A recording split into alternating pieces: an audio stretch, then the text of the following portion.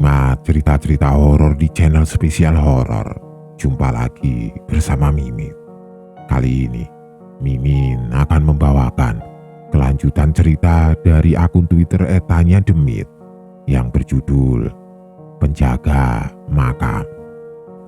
Buat kalian yang sudah tidak sabar, yang sudah penasaran, langsung saja selamat menyimak kalau kalian masih berani. Ari yang kembali dari rumah Wawan rupanya melakukan hal yang tidak dipikirkan olehku dan oleh Jajang ketika dirinya pulang. Hal itu tentu saja menjadi sebuah perdebatan atas apa yang sedang dia lakukan di pagi itu. Namun Ari bersikeras bahwa dia harus melakukan hal tersebut karena sebuah alasan yang dia sembunyikan dari kita berdua. Entah mengapa, tiba-tiba aku berdiri di sebuah jalanan setapak yang menanjak dengan sisi kiri dan kanan yang terdapat banyak sekali ilalang yang tinggi. Aku tidak tahu di mana aku sekarang, namun di atas sana ada sinar bulan purnama yang terang bersamaan dengan bintang-bintang yang berhamburan menutupi langit malam yang sepi. Tidak ada suara dari hewan-hewan malam di tempat aku berpijak sekarang. Semuanya terasa hening, yang ada hanyalah angin yang berhembus pelan dari atas, yang membuat tubuhku menggigil seketika pada malam itu. Aku hanya bisa melihat ke sekeliling jalanan tersebut.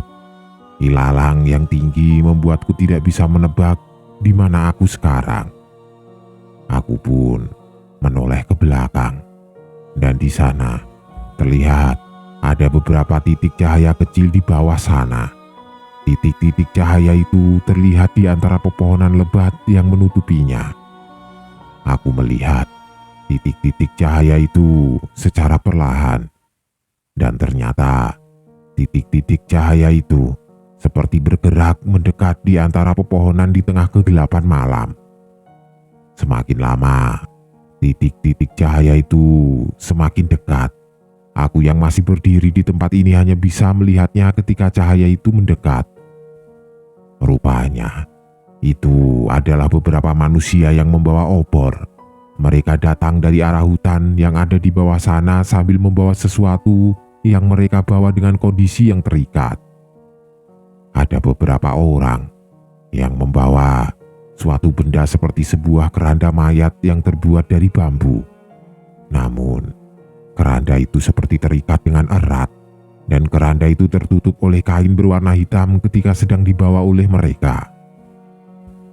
Semakin lama, aku bisa melihat wajah-wajah mereka. Mereka tampak marah, terlihat dari raut wajahnya yang menyeramkan, bersamaan dengan beberapa senjata seperti golok dan pisau yang mereka bawa di salah satu tangannya. Entah apa yang mereka bawa pada saat itu. Namun, tepat ketika mereka keluar dari hutan dan akan memasuki jalanan setapak yang menanjak ini, tiba-tiba salah satu tangan manusia keluar dari keranda mayat itu. Tangan itu terlihat menyeramkan karena banyak sekali luka yang ada di tangan tersebut. Tangan manusia itu mencekik seseorang yang ada di dekatnya, sehingga keranda mayat itu tiba-tiba oleng dan jatuh bersamaan dengan orang yang ada di dekatnya. Semua orang di sana tiba-tiba panik. Mereka langsung mengangkat golok-golok mereka. Lalu tidak lama mereka memukul tangan itu dengan sekuat tenaga dengan senjata yang mereka bawa. Orang yang tercekik olehnya meronta-ronta kesakitan. Wajahnya pucat dengan mulutnya yang menganga. Tangan yang keluar dari keranda itu sepertinya mencekik orang itu dengan sangat kuat, karena leher dari orang tersebut terlihat berdarah sehingga dia ketakutan. Semua orang di sana benar-benar panik. Keranda mayat itu bergetar hebat. Orang yang ada di dalamnya seperti berusaha untuk keluar dari keranda yang sedang mengurungnya. Beberapa orang menahan keranda tersebut agar tutupnya tidak terbuka. Beberapa orang lagi terlihat berusaha untuk melepaskan tangan dari dalam keranda yang tiba-tiba keluar begitu saja. Golok dan beberapa senjata seperti pisau mereka tebaskan ke arah tangan itu dengan sekuat tenaga. Hingga akhirnya, setelah beberapa menit berlalu, tangan itu kembali lepas dan masuk kembali ke dalam keranda tersebut. "Tali, bawa tali, ikat kembali kerandanya."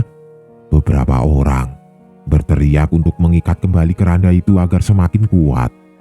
Keranda tersebut semakin bergetar hebat karena terdengar dengan jelas olehku seperti ada suara keras dari dalam keranda agar dirinya bisa keluar. Salah seorang yang ada di sana terlihat maju dan mendekati keranda tersebut. Sosoknya terlihat seperti lebih tua dari orang-orang yang ada di sana. Dia memakai baju pangsi berwarna hitam dengan sebuah ikat kepala berwarna coklat tua bersamaan dengan sebuah gelang akar yang ada di salah satu tangannya. Mulutnya bergumam ketika dia menempelkan tangannya ke arah keranda mayat yang kini diikat lebih erat. Bahkan, dia beberapa kali menaburkan bunga 7 rupa ke arah keranda tersebut dengan kedua matanya yang terpejam. Secara perlahan, keranda mayat yang bergetar itu tiba-tiba tenang secara perlahan. Orang-orang yang ada di sekitar keranda itu terlihat benar-benar panik akan kejadian tersebut. Bahkan, salah seorang yang tercekik oleh tangan itu tiba-tiba mendekati orang tua tersebut dan bertanya, "Kirain dia sudah mati. Aku dan para warga sudah memastikan bahwa tubuhnya penuh luka akibat tebasan golok dan pisau dari para warga hingga dirinya tidak berdaya.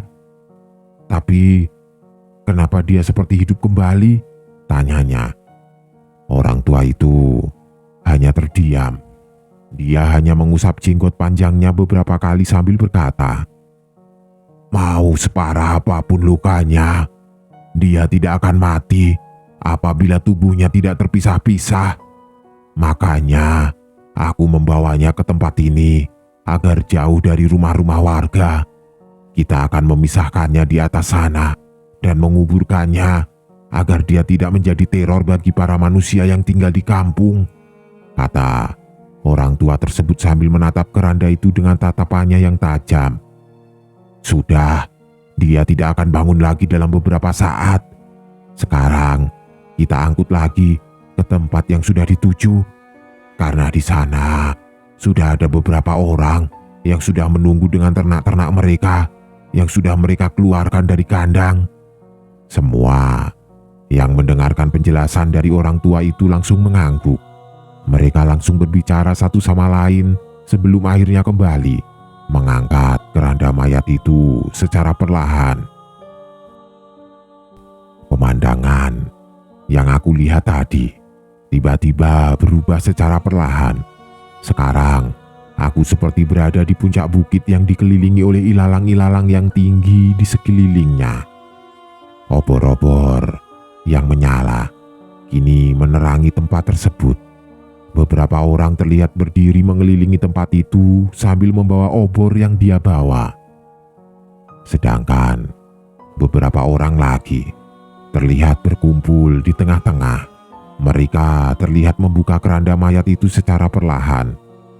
Aku melihat dengan jelas siapa mayat yang mereka bawa. Orang itu terlihat banyak luka di sekujur tubuhnya. Bahkan beberapa kulitnya sudah tersayat sehingga meninggalkan dagingnya yang merah dengan darah yang masih mengucur deras ke bawah sana. Wajahnya nampak menghitam, seperti sudah terbakar parah oleh sesuatu yang membuat kulit wajahnya menghitam seperti itu. Entah apa yang orang-orang itu lakukan terhadapnya, namun aku bisa dengan jelas melihat bagaimana tubuhnya yang penuh luka itu diangkat, sehingga darah merah yang menetes tiba-tiba menempel ke baju dan celana dari orang-orang yang mengangkatnya. Orang yang penuh luka itu diletakkan di tanah, lalu kaki kiri dan kanannya diikatnya dengan sangat erat. Begitu juga dengan kedua tangannya. Kaki dan tangannya direntangkan secara perlahan, Bahkan lehernya pun diikat dengan sangat erat. Tali yang mengikatnya kini ditarik secara perlahan ke arah yang berlawanan, sehingga tubuhnya terlentang di tanah pada saat itu. Lalu, sesaat kemudian, tali-tali itu kemudian diikatkan lagi kepada hewan-hewan ternak yang mereka bawa. Bagian kedua kakinya dia ikat ke kedua kerbau di sisi kiri dan kanan bawah. Lalu kedua tangannya dia ikat ke kedua sapi yang ada di sisi kiri dan kanan atas. Sedangkan lehernya, ada beberapa orang yang memegangnya dengan sangat kuat agar dirinya tidak berontak.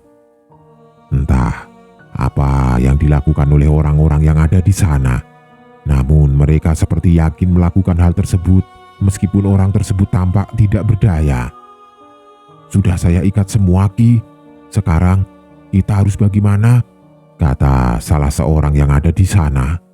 Dia bertanya kepada orang tua yang menjadi pemimpin dari apa yang sedang mereka lakukan di tempat itu. Orang tua itu kembali memegang janggutnya beberapa kali. Dia hanya mengangkat tangannya dan berkata bahwa dia akan membacakan mantra terlebih dahulu sebelum ritualnya dimulai.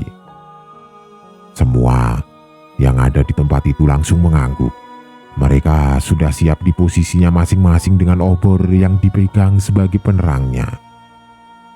Orang tua itu pun kini maju beberapa langkah. Dia mendekati orang yang terikat itu sambil bergumam seperti sedang membacakan sesuatu. Namun, tepat ketika dia sedang ingin memejamkan mata dan membacakan suatu mantra lanjutan terhadap orang yang terikat itu, orang yang terluka itu tiba-tiba tertawa. Matanya yang terpejam kini terbuka kembali. Dia tertawa dengan mulutnya yang berdarah seperti sedang menertawakan apa yang terjadi pada malam itu. Seketika, semua orang yang ada di sana panik. Bahkan dia menarik salah satu tali yang mengikatnya sehingga membuat salah satu kerbau yang ada di sana terlihat mundur beberapa langkah. Orang tua yang memimpin di sana tiba-tiba panik. Dia langsung berteriak agar hewan-hewan ternak yang ada di sana jangan sampai tertarik olehnya. "Tahan, tahan. Kalian semua bantu pegang talinya. Jangan sampai talinya lepas." Orang tua itu menunjuk semua orang yang ada di sana untuk membantu memegang tali yang mengikatnya. Seketika, dia kembali memejamkan mata di tengah-tengah suara tertawa yang menggema pada malam itu. Dia menggelengkan kepala. Mulutnya bergumam dengan salah satu tangannya yang menunjuk ke arah orang yang terikat di depannya.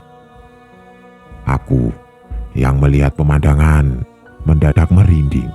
Aku tidak percaya bahwa aku melihat pemandangan yang mengerikan itu tepat di depan mataku pada saat itu. Apalagi tepat ketika orang tua itu selesai bergumam atas apa yang dia bacakan terhadap orang yang terikat itu. Tiba-tiba, "Tarik! Sekarang tarik ke segala arah!" Orang tua itu langsung berteriak. Dia memerintahkan kepada semua orang yang ada di sana untuk menyuruh hewan-hewan ternak itu agar menarik talinya secara perlahan. Kedua kaki dan tangannya ditarik paksa secara perlahan. Aku bisa dengan jelas melihat bagaimana kaki dan tangannya itu tiba-tiba terpisah dari tubuhnya secara perlahan. Daging dan kulit yang menempel dengan tubuhnya secara perlahan terlepas. Kulitnya robek bersamaan dengan urat-urat yang menyambung terhadap tubuhnya. Beberapa kali, aku mendengar suara tulang yang terlepas ketika kedua kerbau dan sapi itu berjalan ke arah yang berlawanan. Namun, orang yang tersiksa di sana seperti tidak merasakan sakit atas apa yang sedang dia alami. Dia masih bisa tertawa meskipun kedua kaki dan tangannya kini terlepas secara perlahan. "Tubuhku memang terpisah, tapi aku masih bisa menjadi teror bagi kalian, terutama bagi semua yang melewati tempat ini. Tubuhku memang mati, tapi jiwaku tidak.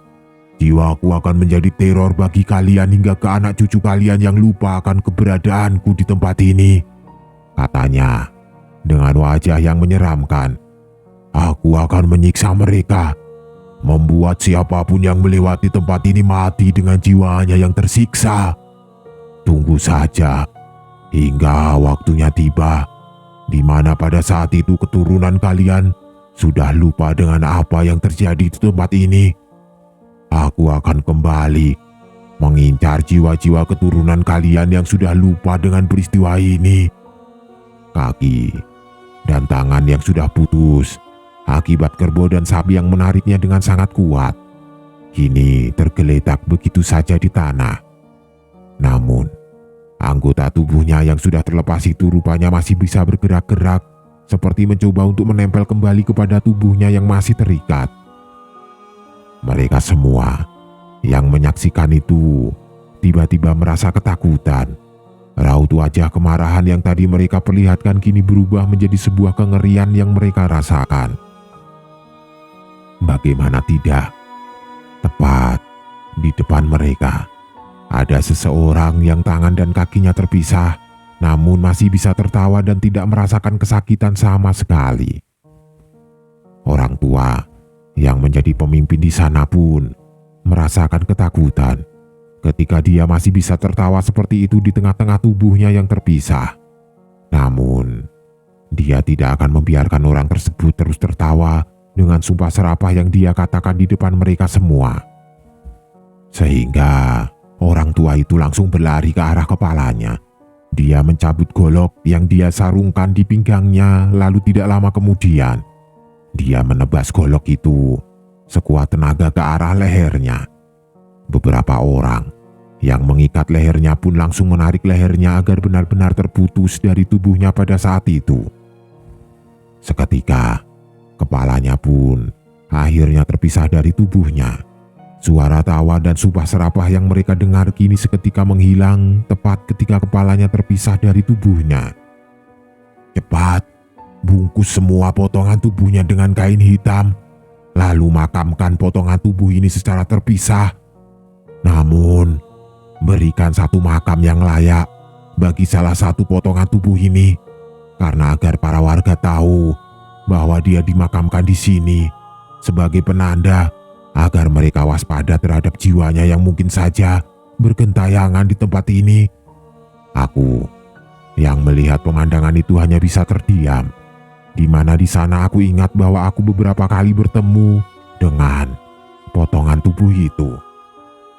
Apalagi wajah yang aku lihat sepertinya mirip dengan wajah yang aku lihat di ruang mayat pada saat itu.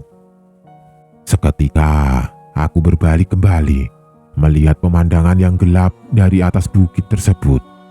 Dan di sana aku baru sadar bahwa sepertinya ini adalah sebuah pemandangan masa lalu dari pemakaman Bukit Indah yang aku tempati pada saat ini.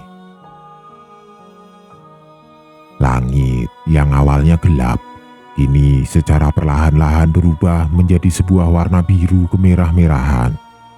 Embun dari dedaunan dan rumput yang menutupi pemakaman terlihat dengan jelas, juga dengan kelelawar yang kembali ke sarangnya setelah berkeliaran pada malam hari untuk mencari makan. Terlihat dari sana, sebuah gerbang makam yang mewah itu kini terbuka lebar. Pintu besi yang besar itu terbuka dengan kunci gerbang yang masih tergantung di sana. Suasana sepi dan sunyi di pemakaman tersebut kini seketika berubah, tepat ketika terdengar sebuah suara dari tanah yang sedang dikeruk secara perlahan. Sebuah tiang dengan solar panel yang ada di atasnya kini terlihat tergeletak begitu saja di tanah. Tiang yang dibangun ketika makam itu ada kini seperti dicabut dengan paksa. Makam yang ada di dekatnya pun kini terlihat digali kembali. Seperti ada seseorang yang masuk ke dalam sana dan menggali kembali makam tersebut di pagi itu. Tanah yang awalnya menutupi makam kini terlihat menumpuk dan mengotori jalanan setapak yang ada di sebelahnya. Entah apa yang sedang dia lakukan. Namun tepat ketika dia menggali kembali tanah tersebut, tiba-tiba, "Ari, kenapa kamu menggali lagi tanah itu?" Terdengar sebuah suara yang memanggil dirinya dari arah mes, dan itu adalah Jajang yang melihat sebuah kekacauan di sana. Beberapa makam terlihat sudah tergali, satu di blok C, satu di blok A dekat gerbang, dan satu lagi di blok B. Blok C dan blok A nampaknya sudah tertutup kembali. Tanah-tanah yang awalnya digali pun dikembalikan seperti semula. Namun, galian itu masih terlihat karena masih ada tanah-tanah yang masih berceceran di sekitar makam yang sudah digali sebelumnya. Entah apa yang dia lakukan sehingga dia langsung menggali makam tersebut di pagi buta seperti ini. Namun, Ari nampaknya menghiraukan perkataan Jajang. Dirinya terus menggali makam itu hingga akhirnya dia menemukan papan-papan yang menutupi mayat yang ada di dalamnya. "Ari!" Jajang kembali berteriak. Namun, Ari masih fokus dengan apa yang dia gali. Bahkan kini Jajang mempercepat langkahnya ketika Ari sedang membuka papan penutup itu dari makam tersebut. Dia menarik papan yang terbuat dari kayu itu dengan sekuat tenaga. Bagian bawahnya yang masih tertutup oleh tanah membuatnya sedikit kesusahan atas apa yang sedang dia lakukan. "Ari!" Jajang kini menahan pundak Ari yang sudah ada di dalam lubang. Dia tidak membiarkan Ari melakukan hal yang lebih dari ini. Jajang yang sudah mempunyai tanggung jawab akan pemakaman ini selepas bapak meninggal, membuat dirinya harus memastikan semuanya terkendali. Apa yang dilakukan oleh Ari sepulangnya dari rumah Wawan tentu saja membuat Jajang marah di pagi itu. Apalagi kini Ari melepaskan tangan Jajang. Dia hanya menoleh ke arah Jajang sebentar dan kembali mengangkat papan kayu yang ada di dekatnya. Raut wajahnya terlihat sangat marah.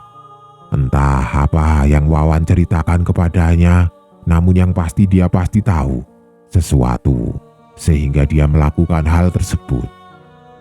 Aku yang pada saat itu bangun dengan kepalaku yang pusing atas mimpi yang aku alami, akhirnya keluar mes setelah menemukan pintu mes yang terbuka lebar di pagi itu. Aku melihat Ari dan Jajang saling beradu pendapat di blok B pada saat itu. Mereka saling beradu argumen dengan wajah-wajah mereka yang marah. Apalagi tampak Ari yang sangat marah tiba-tiba mengangkat cangkul yang dia bawa. Dia seperti ingin menghantamkannya ke arah Jajang yang ada di depannya pada saat itu. Aku seketika berlari mencoba menghentikan apa yang sedang Ari lakukan di pagi itu. Terdengar dengan jelas di telingaku bahwa Ari benar-benar marah sehingga dia langsung menggali makam yang ada di sana. "Aku tahu kamu pasti marah, Jang. Tapi aku punya alasan tertentu. Aku harus memastikan bahwa apa yang dikatakan oleh Wawan itu benar. Karena kalau tidak, akan banyak orang lagi yang mati di tempat ini. Bahkan kamu, aku, atau si Ijal yang akan menyusul bapaknya," kata Ari dengan nada yang tegas. "Aku orang yang tidak percaya, Jang. Aku ingin memastikan bahwa omongannya benar. Aku ingin memastikan semuanya, sehingga aku paham atas apa yang aku lakukan di tempat ini. Apalagi waktu semakin dekat, Jang. Aku tidak mau kita semua celaka." Ari menurunkan cangkulnya kembali. Jajang yang sepertinya tahu atas apa yang dikatakan Ari langsung terdiam dan membiarkan Ari menarik papan-papan itu dari dalam makam. Aku yang berlari dari mes, tiba-tiba melihat mereka berdua terdiam, tepat ketika Ari membuka semua papan-papan itu ke atas. Bahkan, aku melihat berdua menggelengkan kepalanya, seperti tidak percaya atas apa yang mereka lihat pada saat itu. Aku seketika menghampirinya, mencoba untuk bertanya atas apa yang mereka kerjakan di pagi buta seperti ini. Hingga akhirnya, aku terdiam, tepat ketika aku melihat sebuah mayat yang berlumuran darah ada di bawah sana. Kain kafan yang seharusnya putih, kini bermandikan darah, sehingga berwarna merah. Lalu tidak lama kemudian Ari langsung membuka kain kafan itu secara perlahan dan terlihat ada sesuatu yang menempel di kain kafan tersebut. Sebuah kulit manusia terlihat menempel ketika kain kafan itu dibuka secara perlahan. Kulit yang kini membusuk sehingga meninggalkan tubuhnya tanpa kulit dan hanya ada daging dan tulang yang digerogoti oleh belatung pada saat itu. Seketika, bau busuk pun menyeruak ketika kain kafan itu dibuka oleh Ari. Aku bahkan sampai mual ketika melihat pemandangan tersebut. Benar apa yang dikatakan oleh Wawan, bahwa ada sesuatu yang meminta tolong ketika dia sedang berjaga pada malam itu. Lalu ketika dia muncul di hadapan Wawan, kulitnya tiba-tiba mengelupas dengan sendirinya. Dan ini adalah kenyataan. Kulitnya benar-benar terkelupas, kata Ari yang menggelengkan kepala setelah melihat pemandangan yang mengerikan itu. Makam di Blok B. Seseorang yang makamnya harus selalu menyala sehingga dipasangi lampu di atasnya. Kini, kondisi mayatnya terlihat mengerikan. Seperti ada seseorang yang menyayat mayatnya dari dalam kubur sehingga kulitnya terkelupas begitu saja, meninggalkan dagingnya yang membusuk di dalam kain kafan itu, sehingga membuat tubuhnya kini tanpa kulit ketika sedang dikuburkan. Kenapa bisa seperti ini? Sekarang aku percaya akan hal tersebut dan ini benar-benar mengerikan. Ari yang berada di dalam makam seketika melihatku ketika aku berdiri di dekat Jajang pada saat itu. Lalu tidak lama, dia berbalik ke arah Jajang dan berkata kepadanya, "Jang, kalau bisa tutup gerbangnya dan bilang kalau kita tidak menerima kunjungan di hari ini. Karena ini sudah benar-benar parah, Jang. Jujur, aku tidak percaya dengan semua ini. Aku menganggap bahwa hal ini adalah sebuah dongeng belaka. Namun sekarang aku percaya bahwa mereka tersiksa olehnya ketika mereka dimakamkan di tempat ini." Jajang terdiam sebentar. Dia hanya melihat Ari dengan tatapan yang tajam. Lalu, tidak lama kemudian, dia tiba-tiba berjalan meninggalkan kita berdua tanpa mengucapkan satu patah kata pun dan menutup pintu gerbang itu kembali. "Jal," tanya Ari pada saat itu, "kamu bilang bahwa ada hantu wanita buta yang menghantuimu pada malam itu. Aku akan memastikan kembali hal tersebut. Dan tolong, kamu bersihkan kembali makam ini dan tutup kembali seperti semula. Semuanya harus segera selesai. Aku takut semuanya terlambat. Aku telat menyadari akan hal tersebut sehingga sekarang waktu kita tidak banyak. Aku tidak percaya akan hal ini. Aku jujur tidak percaya. Makanya aku akan membuktikan lagi satu hal, kalau dia bisa membuat mayat-mayat ini menderita." Ari tiba-tiba menyerahkan cangkulnya kepadaku pada saat itu. Lalu tidak lama kemudian dia berjalan ke Blok C, di mana di sana ada gudang penyimpanan yang menyatu dengan ruangan kelistrikan yang berada di dekat kamar mayat. Aku hanya bisa menerima cangkul itu. Lalu tidak lama kemudian aku melihat pemandangan mayat yang sedang dikubur di sana. Apa benar ini yang dilihat Wawan sehingga dia meninggalkan dirinya? Gumamku. Aku seketika masuk ke dalam sana. Lalu tidak lama aku langsung menutup hidungku dengan baju yang aku kenakan. Bau busuk dari mayat itu benar-benar menyengat, sehingga aku merasa sedikit pusing ketika aku menciumnya di dalam sana. Aku memegang kain kafan yang kini berwarna merah darah. Lalu tidak lama aku menutupnya secara perlahan sehingga tubuhnya kembali tertutup oleh kain kafan itu. Pikiranku melayang-layang ketika aku berusaha menutup kembali makam tersebut. Apakah ini ulah dari manusia yang ada di dalam mimpiku itu? Lalu apakah tulang kaki yang aku lihat di Blok D itu adalah tulang kaki dirinya yang tiba-tiba hilang di dalam semak-semak? Namun, aku masih tidak mengerti akan semua ini. Jajang dan Ari seperti menyimpan rahasianya masing-masing, sehingga aku curiga dengan tindak tanduk mereka semenjak aku di sini. Apalagi Jajang seperti tidak bertanya apapun ketika dia menutup gerbang itu, seperti membiarkan apa yang sedang Ari lakukan di hari ini. Di tengah-tengah lamunanku, sambil aku menutup kembali makam tersebut, tiba-tiba aku dikejutkan oleh Jajang yang kembali dari gerbang. "Jal, kemana sih Ari?" tanya Jajang. Aku yang fokus mengembalikan makam itu seperti semula hanya menjawab atas apa yang aku ketahui pada saat itu. "Tadi dia ke ruang peralatan, lalu katanya mau ke Blok D, ke tempat hantu wanita itu suka muncul," kata aku. Jajang tiba-tiba menghela nafas panjang. Wajahnya benar-benar marah. Tanpa menjawab dari pertanyaanku pada saat itu, dia langsung berjalan dan meninggalkanku di sana. Aku baru melihat Jajang marah seperti ini. Jajang yang biasanya tersenyum dan selalu menenangkan Wawan yang sering menggerutu, tiba-tiba berubah secara drastis ketika Ari datang dan menggali beberapa makam yang ada di tempat ini. Butuh waktu beberapa menit hingga aku selesai untuk menutup kembali makam tersebut. Tiang penyangga solar panel yang memancarkan cahaya lampu yang ada di bawahnya pun aku pasang kembali pada saat itu. Aku berusaha membuat makam itu bersih seperti sebelumnya. Aku takut apabila hal ini diketahui oleh keluarganya, maka kita semua akan kena marah karena mereka sudah membayar mahal untuk dimakamkan di tempat ini. Kenapa semuanya mendadak kacau seperti ini? Apakah mereka merasakan mimpi yang sama seperti yang aku alami? Atau Ari mengetahui sesuatu dari Wawan ketika melakukan hal tersebut? Aku menghela nafas panjang. Seketika aku melihat pemakaman yang luas itu di sana. Terlihat dua makam seperti yang sudah digali kembali dan ditutup di Blok A dan Blok C.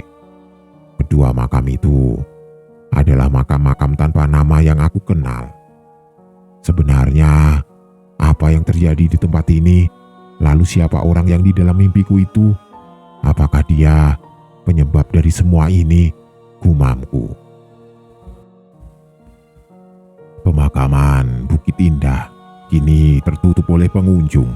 Beberapa keluarga yang akan datang untuk berziarah kini kembali lagi dan memutar arah setelah melihat pengumuman yang dibuat di pos depan di hari itu. Entah mereka akan laporan ke Pak Ferry perihal hal ini atau tidak. Yang pasti ada hal yang lebih penting daripada kedatangan mereka ke pemakaman ini. Aku yang sudah menutup kembali makam di Blok B itu seketika langsung berlari ke arah Blok D. Aku tidak tahu apa yang dipikirkan Ari sampai dirinya harus menggali makam-makam ini hanya untuk memastikan bahwa cerita Wawan itu benar. Dari kejauhan, terlihat Jajang dan Ari berdebat hebat tentang apa yang terjadi di sana. Terlihat pula salah satu makam yang ada di Blok D dia gali kembali. Jajang berusaha untuk menahan Ari pada saat itu, tapi Ari tampaknya tidak bisa menghentikan apa yang sedang dia kerjakan, sehingga mereka berdua saling berdebat satu sama lain atas apa yang sedang mereka lakukan. Jajang memang tidak membiarkan Ari untuk membongkar kembali makam-makam yang ada di sana. Dia yang diberi tanggung jawab dari Pak Ferry sebagai pengganti bapak, bertanggung jawab atas semua yang terjadi di pemakaman. Sedangkan Ari, entah apa yang kini ada di dalam pikirannya, karena ketika dia pulang dari rumah Wawan sikapnya menjadi aneh sekarang. Aku berlari mendekati mereka berdua. Aku berusaha untuk menengahi mereka berdua atas apa yang terjadi di hari itu.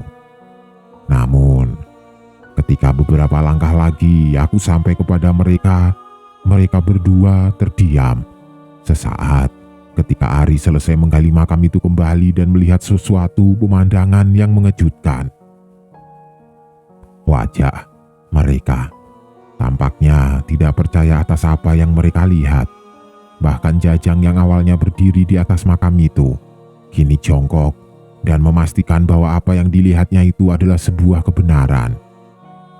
"Aku sekarang percaya bahwa cerita itu benar," kata Ari yang melihat isi makam itu lebih dekat. Isi dari makam itu tampak berantakan. Papan-papan penutup dari makam itu terlihat patah. Lalu kain kafan yang ada di dalamnya terlihat sudah sobek seperti dirobek oleh sesuatu. Daging yang sudah menjadi tulang kini terlihat oleh mereka berdua. disertai oleh bau busuk yang menyengat sehingga Jajang langsung menutup hidungnya pada saat itu. Aku yang kini mendekat secara perlahan, seketika langsung melihat apa yang sedang mereka lihat pada saat itu. Rasa merinding tiba-tiba menyeruak. Tangan dan tubuhku tiba-tiba menggigil tepat ketika aku melihat tengkorak itu yang kini berwarna merah. Wajahnya seperti menangis darah. Namun aku tidak bisa melihatnya dengan jelas karena wajahnya kini tinggal tulang belulang. Yang pasti, aku melihat noda darah yang menempel di tengkoraknya seperti darah yang mengalir dari matanya yang kini menghilang. Ari seketika melihatku. Dia lalu berkata, "Apa benar hantu wanita buta yang kamu lihat adalah jasad ini?" tanyanya. Aku hanya mengangguk. Mulutku seperti berat untuk mengucapkan sesuatu pada saat itu.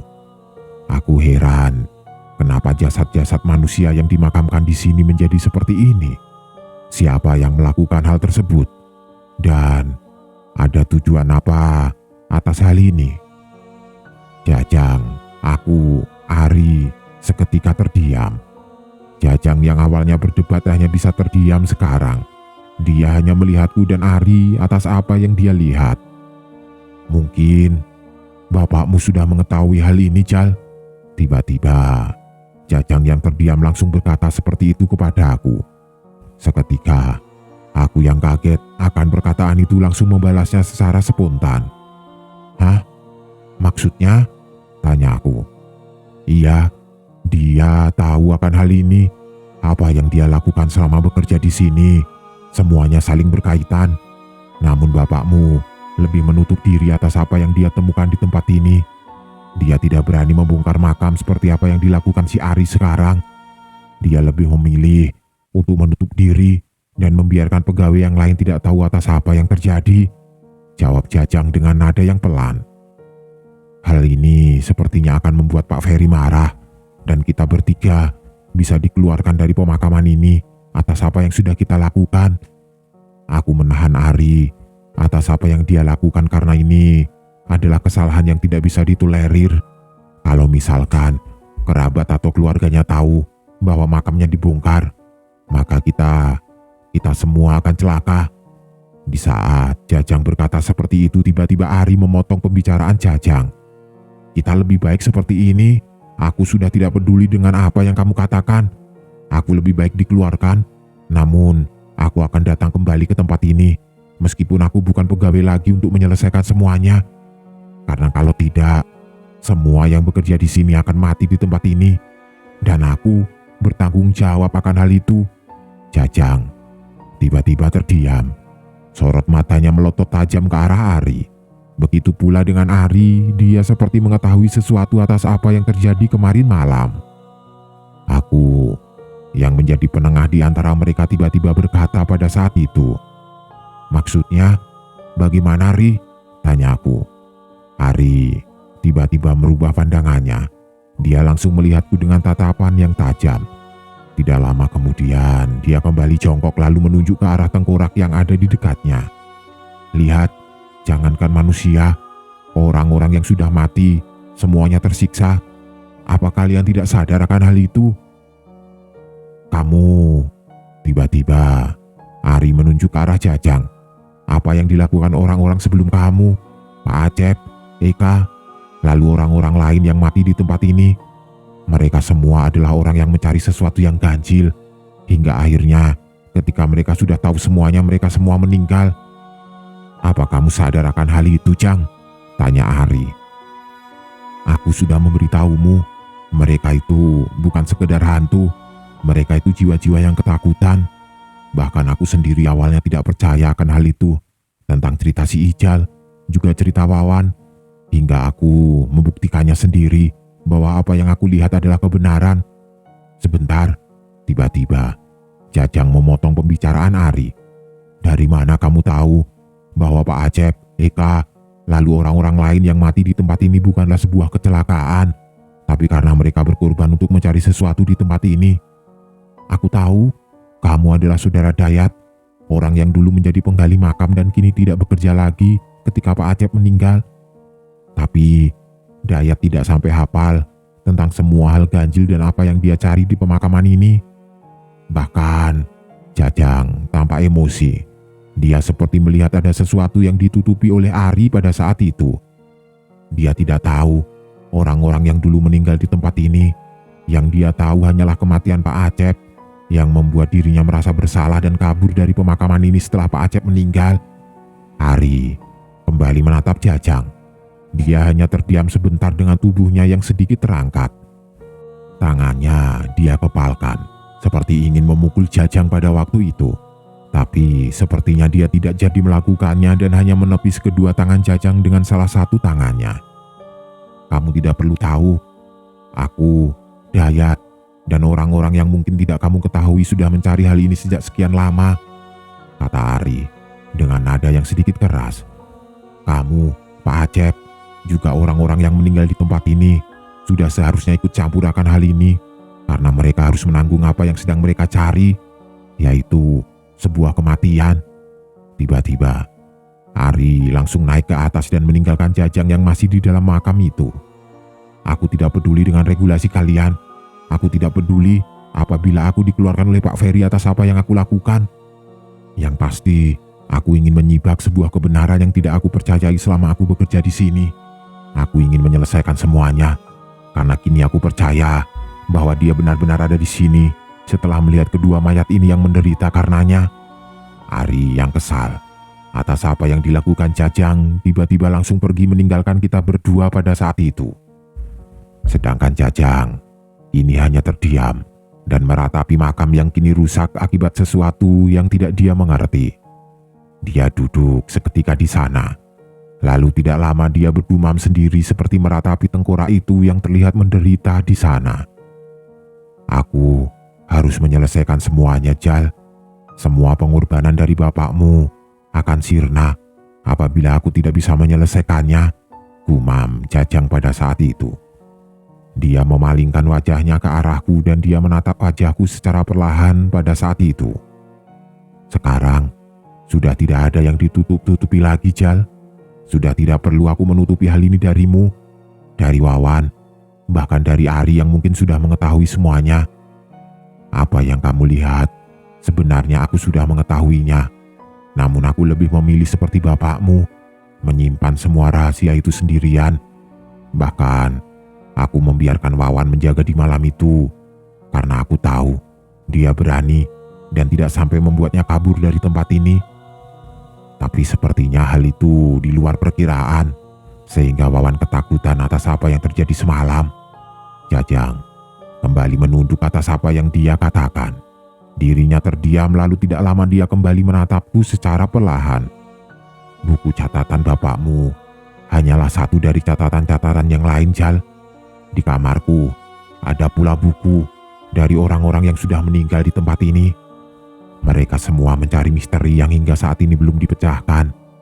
Dan hingga ketika bapakmu menjadi seorang pemimpin di tempat ini, dia mengetahui bahwa semua mayat di pemakaman ini ketakutan akan sesuatu, yaitu sebuah makhluk yang seluruh tubuhnya terpisah dan semua potongan tubuhnya dipisahkan satu sama lain dan disebar di seluruh tempat ini.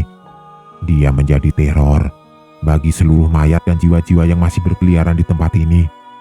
Dan itu yang sengaja bapakmu tutup-tutupi dari pegawai lainnya. Bapakmu sudah tahu bahwa 2 potongan tubuhnya sudah diketahui, namun dia tidak bisa melakukan apa-apa karena hal itu akan membuat dirinya dikeluarkan dari tempat ini. Sehingga dia lebih baik mencari beberapa potongan lainnya yang ada di tempat ini tanpa mengganggu 2 potongan itu. Dia tidak ingin para pegawai lain tahu akan hal tersebut dan hanya menuliskan hal itu di dalam sebuah buku tulis selayaknya orang-orang yang sebelumnya meninggal di tempat ini karena mencari potongan tubuh itu. Aku juga mengetahui hal ini ketika aku dibebankan tanggung jawab sebagai pengganti bapakmu. Di sana aku menemukan catatan-catatan dari bapak dan dari orang-orang terdahulu yang meninggal di pemakaman ini. Dan di sana aku mempunyai kesimpulan bahwa hal itu adalah penyebab dari semua ini. Apalagi Jajang kembali terdiam. Dia melihat kembali ke arah makam dan melihat tengkorak yang kedua matanya terdapat bekas darah yang sudah mengering. Setelah Ari membongkar dua makam di sini, aku semakin yakin bahwa apa yang terjadi di pemakaman ini adalah sebuah kebenaran, sehingga aku harus mencari semua potongan itu dan membuang semuanya keluar dari pemakaman ini. Karena kalau tidak, akan ada korban lagi dari para pegawai dan mayat-mayat yang dimakamkan di tempat ini. Semilir angin yang berhembus ke arah pemakaman membuat pemakaman ini terlihat damai dan tenang ketika siang. Orang-orang yang berkunjung ke pemakaman ini tidak akan menyangka bahwa ada sebuah misteri gelap yang sedang terjadi di tempat ini di setiap malamnya. Jajang dan aku sibuk untuk menutup kembali makam di blok D itu. Sebuah makam yang sering muncul sebuah hantu wanita di waktu-waktu tertentu.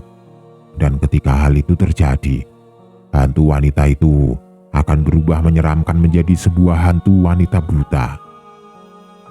Aku baru sadar bahwa mungkin mimpi itu adalah kebenaran, sebuah petunjuk atas apa yang terjadi di tempat ini pada masa lalu. Namun, mimpi itu tidak bisa menjadi sebuah petunjuk karena aku tidak mengetahui potongan tubuh itu dikuburkan. Apakah potongan tubuh itu ada di blok D, tepat ketika aku menemukan potongan kaki beberapa hari yang lalu yang ada di semak-semak yang lebat ini? Seketika, aku langsung berbalik dan mendekati semak-semak yang ada di sana sebelum akhirnya aku berkata kepada Jajang, "Jang, aku menemukan tulang kaki manusia di semak-semak ini beberapa hari yang lalu. Sepertinya salah satu potongan tubuh itu ada di semak-semak ini," kataku sambil menunjuk ke semak-semak tersebut. Di dalam mes pegawai, terlihat Ari sedang duduk di dalam kamarnya. Dia merapatkan kedua tangannya lalu dia menunduk ke bawah sambil menopang kepalanya dengan kedua tangan yang dia rapatkan itu. Wajahnya tampak menangis. Terlihat tetesan air mata yang mengalir secara perlahan membasahi pipinya yang nampak kotor oleh tanah yang sudah dia gali. Tidak lama, tetesan air mata itu menetes ke arah lantai. Dia seperti sedang memikirkan sesuatu atas apa yang terjadi di pemakaman tersebut. "Pak, Bu, sebenarnya Ari tidak percaya atas apa yang kalian katakan. Bahkan Dayat dan para kerabat yang sudah bekerja di sini tidak sanggup atas apa yang sedang mereka cari, sehingga mereka keluar dari tempat ini," katanya sambil menangis. "Kenapa leluhur kita jahat seperti ini, Pak? Bu, kenapa dia menjadi aib bagi keluarga kita? Mungkin mereka semua sudah melupakan hal tersebut atas apa yang sudah leluhur kita yang sudah ada di sini selama hampir 100 tahun. Tapi kalau misalkan mereka tahu bahwa ini adalah perbuatan leluhur kita, keluarga kita akan kembali dikucilkan. Seperti layaknya cerita-cerita dari kakek buyut juga kakek yang berusaha mencari leluhur kita ini ke segala tempat untuk menebus kesalahan masa lalunya. Hingga akhirnya kita menemukannya di tempat ini, sebuah tempat yang menjadi pemakaman yang mewah ini." Ari masih menunduk. Dia seperti menyesal atas apa yang dia lakukan selama bekerja di tempat ini sekarang. "Ini aku percaya akan cerita itu. Aku percaya. Tapi bagaimana aku mencarinya sekarang? Karena malam yang sudah ditentukan tinggal beberapa jam lagi. Aku telat menyadari bahwa cerita kalian itu benar. Dan aku baru percaya ketika aku melihat kedua mayat itu yang tersiksa sekarang. Aku takut pemakaman ini menjadi gempar lagi. Bukan hanya para mayat yang tinggal di sini, tapi kita semua yang hidup akan menjadi korban atas leluhur kita yang mungkin masih dendam atas apa yang terjadi pada waktu itu." Ari hanya bisa menunduk. Dia tidak kuasa menahan tangisnya pada saat itu. Terlihat di salah satu meja yang ada di dalam kamarnya, ada dua benda yang tersimpan di sana dengan tanah makam yang belum sempat dia bersihkan. Di sana terlihat sebuah kepala manusia yang terputus dengan kedua matanya yang terpejam. Wajahnya menghitam dengan rambutnya yang acak-acakan. Kepala manusia itu terlihat dibiarkan begitu saja, disimpan di atas meja. Lalu di sebelahnya ada sebuah kresek hitam yang kotor dan berdebu, entah apa yang ada di dalamnya. Yang pasti itu adalah salah satu potongan tubuh lainnya dari kepala yang ada di kamar Ari pada saat itu.